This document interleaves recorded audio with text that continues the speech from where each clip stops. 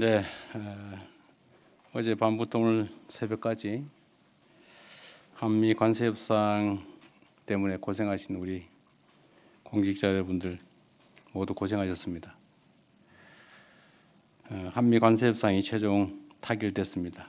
이번 협상으로 통상 환경의 불확실성이 상당 부분 해소됐다고 평가됩니다.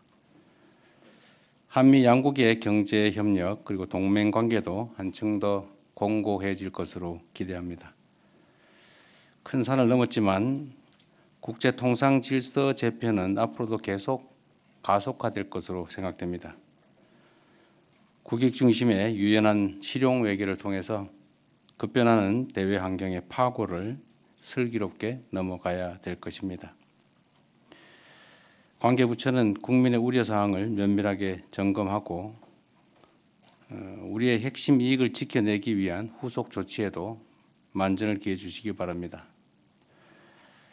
그리고 우리 경제에 약간의 한계라고 할 수 있는 문제들을 극복하기 위해서 내수 비중 확대 그리고 수출 시장 다변화와 같은 필요한 조치들을 장기적 안목을 가지고 준비해 가 주시기를 바랍니다. 우리 대한민국이 걸어온 길은 언제나 도전과 응전의 역사였습니다. 정부는 위대한 우리 국민들과 함께 이번 도전도 새로운 도약 발전의 기회로 만들어 가겠습니다. 경제의 지속적인 성장은 기업의 혁신과 투자에서 비롯됩니다. 이를 위해서는 범정부 차원의 전폭적인 지원과 정책 정비가 필요합니다. 실용적 시장주의라는 우리 정부의 국정 기조를 중심으로 생산적 부분에 대한 금융 투자 촉진 그리고 재정의 적극적 역할에 만전을 기해 주시기 바랍니다. 이 중에 하나로 규제 혁신에 속도를 내야 될 것입니다. 최근 세계적인 한류 열풍으로 국내 제품에 대한 해외 수요가 급증하고 있습니다. 그런데 여러 장애물 때문에 우리 국민들의 해외 직구는 상당히 늘어나고 있는데 우리 세계인들의 대한민국 산물에 대한 역직구 시장은 성장이 매우 더디다고 합니다. 해외의 역직구 시장이 확대가 되면 사실 우리가 해외에 굳이 나가지 않고도 수출을 확대할 수 있는데 이 부분에 대한 각별한 관심이 필요하지 않을까 생각합니다. 이 해외 역직구 시장 소관 부서가 어디일까요? 이따가 한번 얘기해 보기로 하고 소관 부서는 각 부처들의 종합적인 대책들을 다 모아서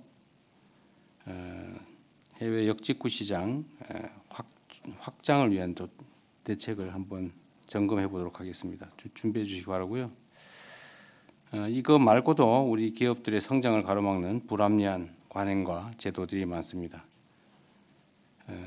지금까지는 허용되는 것들 쭉 기재를 해놓고 그 외에는 못하게 막았는데 요즘처럼 이렇게 급변하는 세상에서는 사실 민간 영역의 발전 속도를 공공 영역이 따라갈 수가 없습니다.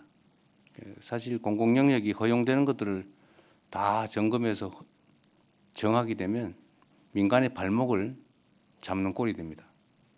그래서 지금은 민간과 공공 영역의 관계가 역전이 됐기 때문에 민간이 자유롭게 활동할 수 있도록 꼭 필요한 금지 항목들을 정하되 그 외에는 원칙적으로 다 허용하는 소위 네거티브 규제 방식으로 대전환이 필요합니다.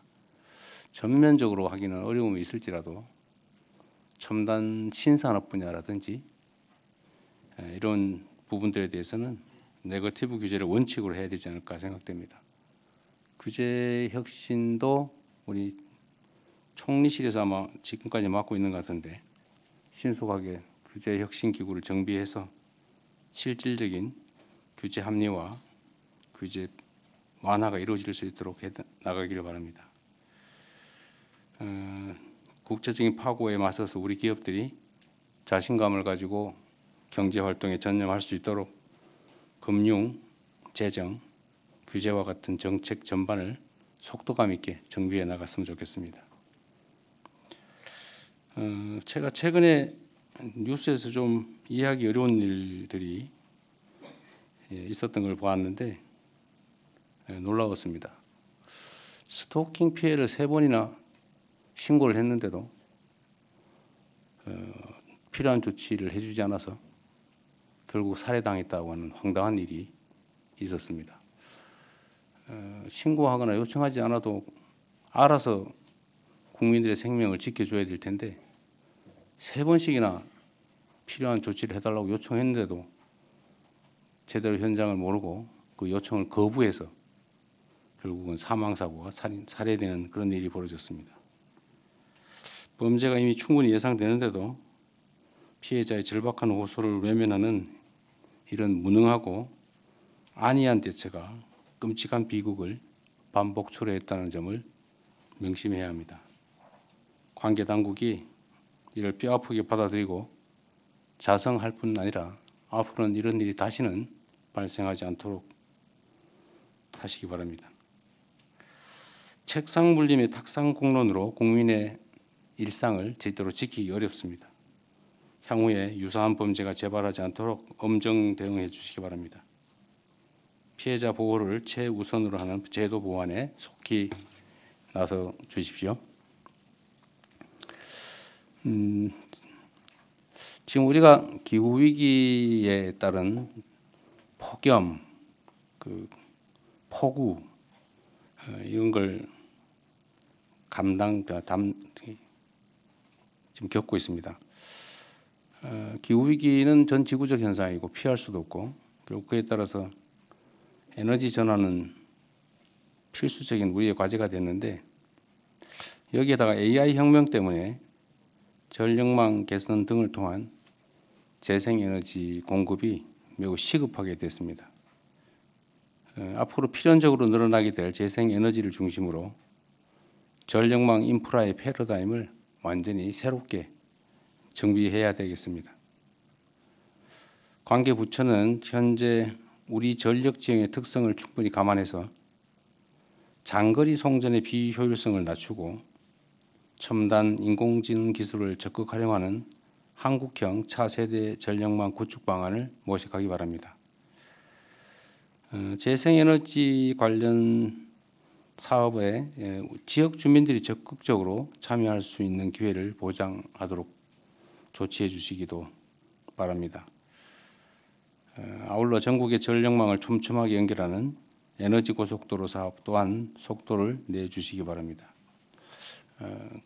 에너지 고속도로 얘기를 했더니 일각에서 오해가 좀 있는 것 같아요. 고속도로 그러면 딱 떠오르는 게 다 서울로 가는 길. 근데 이거는 과거 수도권 일극주의, 불균형 성장 전략으로 수도권 집중, 소위 수도권에 몰빵할 때 있었던 도로 형상이지 요즘은 고속도로가 반드시 서울로 가지는 않습니다. 우리가 재생에너지와 관련된 에너지 고속도로라고 하는 것은 지능형 전력망을 전국에 촘촘하게 깐다. 이런 의미지 서울로 가는 걸 길을 만든다. 그런 뜻은 아닙니다. 근데 이게 매우 광범한 오해들이 있어서 꽤 전문가라고 보여지는 영역에서조차 에너지 고속도로 하니까 서울로 다 집중하자는 거냐 이런 비난 비판이 있어요. 혹이라도 오해가 없기를 바랍니다. 에너지 고속도로란 서울로 가는 뻥 뚫린 길이 아니고 대한민국 전국을 촘촘하게 연결하는 첨단 전력망을 말하는 것입니다. 이상입니다.